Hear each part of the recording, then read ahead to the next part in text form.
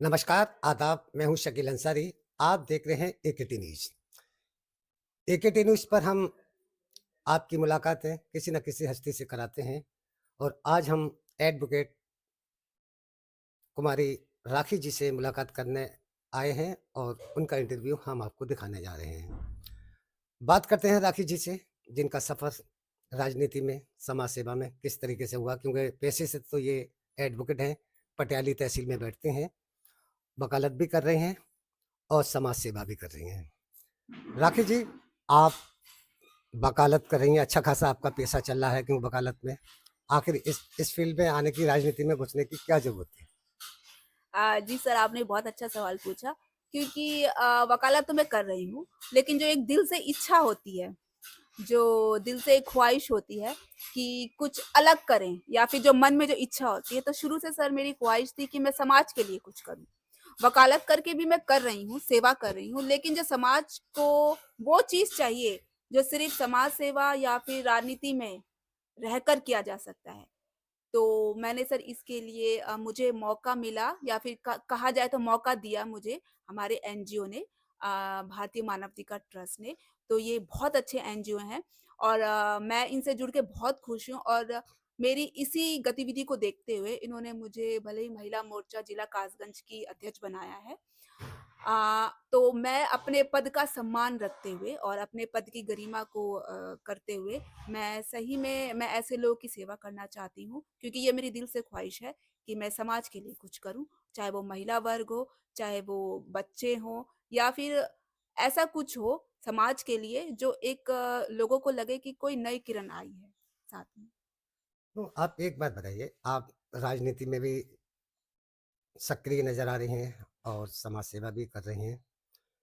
उन महिलाओं की कैसे आवाज़ उठाएँगी, जो देश की आधी आबादी है, जो तरह-तरह की उनके साथ में अत्याचार होते हैं, परेशानियाँ आती हैं सामने। हुँ। महिलाओं को ज़्यादातर जो है परेशान किया जाता है और बेचारी जो है अपने घरों में खामोश होकर रह जाती हैं और जो आवाज़ उठाता है तो उन पे तरह-तरह के इल्ज़ाम लगाए जाते हैं। बिल्कुल। कैसे उन महिलाओं को आप जागरूक करेंगे? जी, बिल्कुल। सर देखिए, आज आपने सवाल महिलाओं का पूछा है, तो महिलाओं के सवाल पे जब-जब बात आई है, तब तक आप देखिएगा कि हमारा समाज चुप रहता है। फिर चाहे वो कोई पार्टी हो या फिर कोई ट्रस्ट हो या कुछ भी। क्योंकि हम देखेंगे तो महिलाएँ आगे तो बढ़ रही हैं, लेकिन सिर्फ़ कागज़ी तौर पे। हम देखेंगे आज भी भले ही सब कहते हैं, कोई भी सरकार कहती है, कोई प्रशासन कहता है कि महिलाएँ आगे बढ़ी हैं। किस हिसाब से? वो शिक्षा के स्तर पे बढ़ी हैं, लेकिन अगर आप अभी भी जाके देखिएगा, गाँव एरिया में देखिएगा, तो आज भी एक महिला उसकी ज़ुबान खुलती है तो पता चल जाता है कि अभी भी वो अनपढ़ है। तो वो चीज़ जो महिलाएँ चाह रही हैं, क्योंकि महिलाएँ आज भी देखिएगा तो घर के अंदर ही हैं। महिलाओं को आज भी निकलने नहीं दिया जाता है। सब कहते हैं कि महिलाओं के प्रति आपराधिक रेट कम हुए हैं, लेकिन महिलाओं के प्रति आज भी हम देखेंगे आपराधिक रेट कम हुए हैं तो किस पे? सिर्फ़ कागज़ी तौर पे। आज भी महिलाएँ घर घर के बाहर रात के 9 बजे या 8 बजे जाने से डरती हैं। आप देखिएगा बड़े-बड़े शहरों में जो होता है, वहाँ पर सब लाइटें जलती रहती हैं बाहर रात में, लेकिन फिर भी महिलाएँ डरती हैं। तो ऐसा क्यों है? क्या अपराध कम हुए हैं? नहीं, अपराध सर आज भी उतने के उतने ही हैं, लेकिन सिर्फ़ कागज़ी तौर पे कहा जाता है कि महिलाओं के लिए अपराध कम हो गए हैं। आज भी आप देखिएगा कोई बात होती है तो हम किसके पास जाएँ? पुलिस के पास जाएँ। 112 पे सर हम फ़ोन लगाते हैं, लेकिन जब तक पुलिस आती है तब तक क्या होता है? कांड सर हो जाता है। तो ये क्या है? आज भी सरकार दावे कर रही है कि हम महिलाओं को सुरक्षा दे रहे हैं, लेकिन वो सुरक्षा नहीं मिल पा रही है। आज भी सरकार को चाहिए कि अगर 112 पे कहीं भी पुलिस को कोई महिला रात में फ़ोन लगाए या दिन में कहीं भी फ़ोन लगाए, तो 5 मिनट के अंदर उसके पास वो सुविधा पहुँचनी चाहिए। चाहे वो एम्बुलेंस की हो, चाहे पुलिस की हो। तो इसमें क्या है कि सर हम देखेंगे तो महिलाओं की आज भी वो कमी है, वो कमी दिखती है महिलाओं के प्रति भी। तो इसमें हमारा जो ट्रस्ट है और मैं जहाँ तक ये करूँगी कि अगर मैं देखूँ तो महिलाओं की सेवा या फिर किसी की भी सेवा हमें तब तक हम नहीं कर पाएँगे जब तक हमारे हाथ में वो पावर नहीं आएगी। कोई पाबंदी क्योंकि मैं अभी क्या हूँ? मैं अभी सिर्फ़ एक नॉर्मल सी लड़की हूँ। मैं अगर कुछ करना भी चाहूँगी, तो मैं वो नहीं कर पाऊँगी। लेकिन अगर आप मुझे चुनाव में जिताते हैं या फिर मुझे वो चीज़ या पावर मिल जाती है, तो मैं वो सही से कर पाऊँगी, उस हिसाब से कर पाऊँगी। इसलिए क्या है कि मुझे राजनीति में भी बहुत इच्छा है, क्योंकि मैं महिलाओं के लिए कुछ करना चाहती हूँ, समाज के लिए कुछ करना चाहती हूँ। इसलिए क्या है कि वो चीज़ जो चाहिए, वो सिर्फ़ और सिर्फ़ किसी समाज से, किसी सामाजिक संस्था से जुड़ के ही होगी। इसलिए मैं इस संस्था से जुड़ी और आज मैं कर रही हूँ काम। तो जो आपका ये मानवाधिकार है, ये जो एनजीओ है, ये महिलाओं के लिए क्या-क्या सुविधाएँ दे सकता है? क्या-क्या? जी, हमारा जो एनजीओ महिलाओं के लिए बहुत सुविधा दे सकता है। सबसे पहली बात तो है कि महिलाओं महिलाओं के लिए मानकर ये चलिए किसी महिला पर कोई जुल्म हुआ हुँ। और आप वहाँ पहुँचती हैं, उसकी आवाज़ बनती हैं, तो आप क्या कर सकती हैं उनके लिए? सबसे पहली बात तो ये है कि एक महिला पे अगर कोई ज़ुल्म होता है या फिर कुछ भी होता है तो वो कहाँ जाएगी? पुलिस के पास। अगर पुलिस नहीं सुनती है उस बात को, तो वो हमारी संस्था में आके शिकायत कर सकती है। हमें बोल सकती है 2 मिनट के अंदर सर उसकी जो शिकायत है वो हम लोग दर्ज करेंगे और सीधा उस क्षेत्र के, उस एरिया के कौन एसएचओ है या फिर उसके कौन एसपी हैं, कौन डीएम है, वहाँ पर सीधा फ़ोन जाएगा और सीधा बात होगी कि आपके एरिया में इस गाँव की या फिर इस सिटी की ये औरत है और ये इस समस्या से पीड़ित है और हम उसकी पूरी सर कोशिश करेंगे कि वहाँ तक उसकी समस्या पहुँचे और उसकी समस्या का समाधान हो। अच्छा, ये जिस तरीके से आप जो है इस तरीके से आप लगातार जो है काम कर रही हैं, महिलाओं के लिए कर रही हैं और उन दबे कुचले लोगों के लिए कर रही हैं। आगे आपका अपना भविष्य क्या है? क्या करना चाहती हैं आगे आप? देखिए सर राजनीति में जाना चाहते हैं, किसी पद पर क्या मतलब मकसद है? मेरा तो सर शुरू से यही इच्छा है कि मैं लोगों के लिए कुछ करूँ, समाज के लिए कुछ करूँ। नहीं, जब तक कोई पद नहीं होता है तो कोई भी हाँ, कर नहीं पाता है। बिल्कुल सर, क्योंकि मैंने देखा है कि जब तक कोई किसी को पद नहीं मिल जाता या फिर कोई पावर नहीं मिल जाती, तब तक वो इंसान महिलाओं के लिए या फिर किसी के लिए भी, चाहे वो पुरुष वर्ग ही या फिर समाज ही क्यों ना हो या फिर कोई गाँव एरिया ही क्यों ना हो, उसके लिए कुछ नहीं कर सकता। तो मैं चाह रही हूँ कि बिल्कुल, अगर मैं राजनीति में खड़ी हूँ, तो कोई ऐसा पद मिले या फिर कोई अच्छा-सा, जिससे कि मैं समाज के लिए कुछ कर सकूँ। मेरी तो दिली इच्छा है यही। क्या पद रहना चाहती हैं? फिलहाल तो आप ये बताइए जैसे कि अभी पंचायत का चुनाव आने वाला है, उसके बाद फिर 2027 में विधानसभा का चुनाव आने वाला है और सभी पार्टियाँ जो है अपनी-अपनी जो है उम्मीदवारों को तलाश करती हैं और अच्छे-अच्छे उम्मीदवारों की कोशिश करती हैं, उनको मैदान में लाने की। हुँ, हुँ। आप जो है कौन-सा पद लेना चाहती हैं? कौन-सी नगर गाँव पंचायत ये आपकी जो ग्राम पंचायत में उसके एक प्रधानी का पद होता है, जिला पंचायत सदस्य का होता है, बीटीसी का होता है। आप कहाँ से शुरुआत करना चाहती हैं? सर, ये सवाल आपने बहुत अच्छा पूछा, क्योंकि अगर आप किसी और से पूछते, तो जहाँ तक मुझे लगता है, तो वो सीधा यही कहता है कि हमें पद की लालसा नहीं है। जी। हम तो समाज के लिए करना चाहते हैं। लेकिन अब आपने ये सवाल मुझसे पूछा है, तो मैं तो सर सीधे कहूँगी कि हाँ, मैं बिल्कुल सर पद पाना चाहती हूँ और मैं डंके की चोट पे ये बात कहूँगी कि बिना पद के मैं काम नहीं कर पाऊँगी। क्योंकि पद के साथ-साथ मुझे वो सम्मान भी मिलता है, वो चीज़ मिलती है जिससे कि मुझे लगे या फिर किसी को भी लगे कि हम उस समाज को या फिर उसके लिए कुछ काम कर सकें। तो जैसा आपने कहा आप क्या चाहेंगी मैडम? तो मैं सर अभी फ़िलहाल जो 2026 में प्रधानी के इलेक्शन होने वाले हैं, उसमें मैं प्रधानी के लिए सर पर्चा भरूँगी और कोशिश करूँगी कि जनता का मुझे आशीर्वाद मिले और मैं जीत के आऊँ। कौन-सी आपकी जो है ग्राम पंचायत है? मेरी तो सर है मज़रा जाट पटियाली, पटियाली देहात। पटियाली देहात देहात। है। हुँ, हुँ। तो इसकी आबादी भी काफ़ी होगी, कितने बड़ा हाँ, गाँव है? हाँ सर, इसकी आबादी है मज़राजात पटियाली जो पंचायत है उसमें लगभग-लगभग 18 गाँव आते हैं। अभी फ़िलहाल में 1 गाँव कम कर दिया गया है तो 17 गाँव है। इसमें टोटल जाटव समाज रहता है और ये समाज के जो लोग हैं सर वो आप भी जानते हैं कि अभी भी उस ऊँचाई तक या फिर उतना ऊपर नहीं उठ पाए हैं, अभी भी हैं दबे-कुचले। तो इस समाज के लिए मैं कुछ कर सकूँ तो यही मेरी लालसा है। लेकिन मेरा तो सर ये मानना है कि मैं सबके लिए करना चाहती हूँ। कोई भी, बस ये है चाहे वो महिला वर्ग हो, चाहे वो कोई भी वर्ग हो, मैं सबके लिए काम करना चाहती हूँ और ऐसा करके दिखाना चाहती हूँ कि लोगों को लगे कि हाँ, हमारे युवा कुछ कर सकते हैं। फिलहाल तो आप जो है प्रधानी का इलेक्शन लड़ने के लिए कोशिश कर जी, रही जी, हैं। जी सर, बिल्कुल, बिल्कुल। तो प्रधानी के पद पे जो है आप पहुँचेंगी, तो अपने क्षेत्र की जनता से क्या कहना चाहेंगी? कैसा प्रत्याशी चुनना चाहेंगी? जी मैं अपने क्षेत्र की जनता से यही कहना चाहूँगी कि आप लोग भले ही कैसा ही प्रत्याशी चुनें, कुछ भी, लेकिन ऐसा प्रत्याशी चुनिए जो आपके लिए काम कर सके। ये नहीं कि जो आपको लालच दे या फिर जो आपको कहे कि आपको हम बहुत कुछ ऊँचाई तक पहुँचा देंगे, आप हमें वोट दो। तो मैं यही कहना चाहूँगी कि आप इन लोगों के लालच में मत आइएगा, जिसको आप सही में आपको लगे कि ये कुछ कर सकते हैं आपके लिए।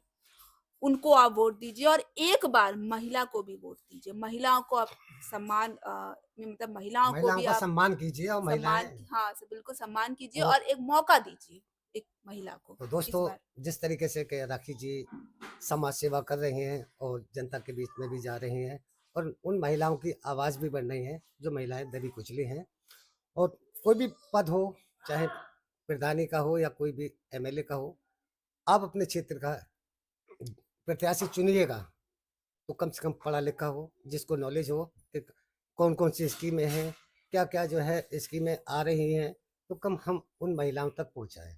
अगर पढ़ा लिखा नहीं होता है तो उसको कोई जानकारी नहीं होती है, तो वो अपने क्षेत्र का जो भी प्रधान चुने, जैसे राखी जी हैं, एडवोकेट भी हैं, पढ़ी-लिखी हैं, हर अधिकारी को जानते हैं। बहुत से मैंने देखा है कि बहुत से तमाम जो है इस तरीके के चुन देते हैं, क्योंकि जाति के उस पे चुन लेते हैं कि हमारी जाति का है। नहीं, जाति और जात बिरादरी पर मत जाइएगा। अपने गाँव का प्रधान पढ़ा-लिखा चुनिए, जिससे उसको जानकारी हो कि कौन-कौन सी स्कीमें आ रही हैं। अगर कहीं भी ऑफ़िस का भी बहुत से लोग देखें आप एप्लीकेशन भी नहीं लिख पाएँगे। अगर किसी भी की एप्लीकेशन लिखना हो, तो अनपढ़ लोग चुन दिया करते हैं, तो उनको जानकारी नहीं है कौन-सा ऑफ़िस कहाँ है, तो कोई एप्लीकेशन तक नहीं लिख पाते हैं। जब भी आप अपने क्षेत्र का कोई भी प्रतिनिधि चुनें, तो कम से कम पढ़ा-लिखा होना चाहिए, जानकार होना चाहिए।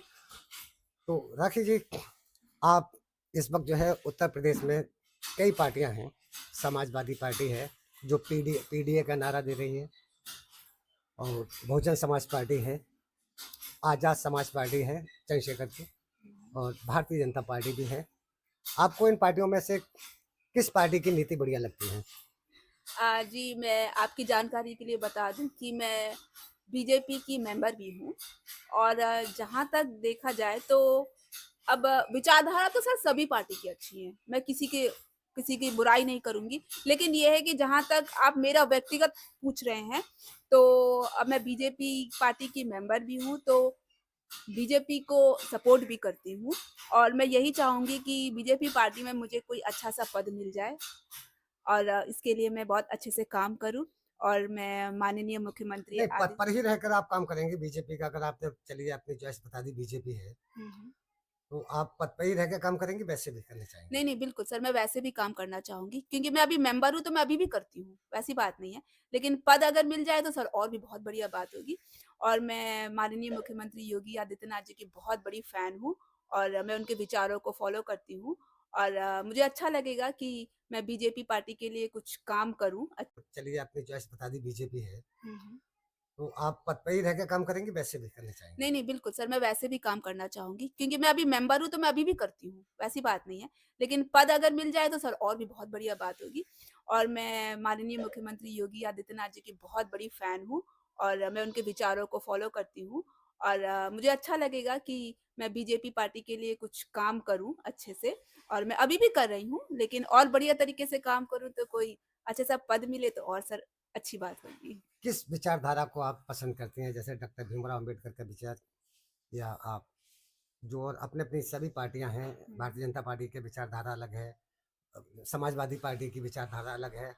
बाबा साहब के बताए हुए रास्तों पर जो लोग चलते हैं, जिसे हमें अधिकार दिया, जिससे हम आज आपसे भी सवाल कर सकते हैं और आप आँख में आँख डालकर किसी अधिकारी से भी सवाल करते हैं, वो बिल्कुल। विचारधारा डॉक्टर भीमराव अम्बेडकर ने ये ताकत हमको दी है संविधान के तहत। यस सर, आपने बिल्कुल बहुत अच्छी बात कही है और जब आपने ये बात कही दी है, तो आपने जो अभी कहा कि आप किस विचारधारा को सपोर्ट करती हैं, तो डॉक्टर भीमराव अम्बेडकर जी की जो विचारधारा है, उसका तो कोई मुकाबला ही नहीं है सर। उनके बदौलत तो सर हम लोग आज बैठे हैं और आज काम कर रहे हैं। तो उनको मैं सर बहुत मानती हूँ और मैं उनकी विचारधारा को भी सपोर्ट करती हूँ, क्योंकि सर मैं खुद जान रही हूँ क्योंकि मैं भी देख रही हूँ सर समाज में क्या हो रहा है, क्या नहीं हो रहा है, शुरू से क्या होता आया है। आज उन्होंने हमें वो अधिकार दिए हैं जिस कारण कि लोग बोल पा रहे हैं, लोग अधिकारी लोग या किसी की भी आँखों में आँखें डालकर ऐसे बात कर पा रहे हैं। तो उनको तो सर मैं शुरू से बहुत बड़ी फ़ैन हूँ, विचारधारा तो सर उनके अनुसार में ही चलती हूँ मैं, तो वही। नहीं, एक तरफ तो आप डॉक्टर भीमराव अंबेडकर की विचारधारा को आगे बढ़ाने के लिए कर रहे हो।